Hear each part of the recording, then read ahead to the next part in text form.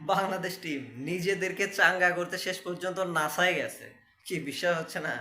হ্যাঁ, বাংলাদেশ টিম তো আমেরিকায় আছে। আর তারা যে যুক্তরাষ্ট্রের সাথে এমন নাজেহাল হয়েছে, যুক্তরাষ্ট্র যে পাওয়ারফুল সেটাও বুঝাই দিছে। আর এই দুঃখ কাটানোর জন্য তারা নাসায় চলে গেছে ভ্রমণে, যে নাসা দেখে আসি, একটু বিজ্ঞান যে ভবন সেটি একটু দেখে আসি। এবং সেটা দেখে আমার মনে হয় যে সেখান থেকে একটা শক্তি অর্জন করে চাঁদ, চন্দ্র, সূর্য, যন্ত্র যন্ত্র যান সেগুলো থেকে মনে হয় শক্তি সংগ্রহ করতে গেছে নাসায় বাংলাদেশের খেলোয়াড়রা। এটা ভালো যে বাংলাদেশের প্লেয়াররা বিদেশে খেলতে গেলে একটা ফরেন ট্যুর করে আসে, বিভিন্ন জায়গায় দেখে আসে, বিভিন্ন মার্কেটিং করে নিয়ে আসে। যেমন অনেকে ভারতে গেলেও দেখা যাচ্ছে বিভিন্ন প্রোডাক্ট মোডাক্ট নিয়ে আসে বাংলাদেশের জন্য, কসমেটিক নিয়ে আসে তার ফ্যামিলির জন্য। এটা খুবই একটা ভালো বিষয়।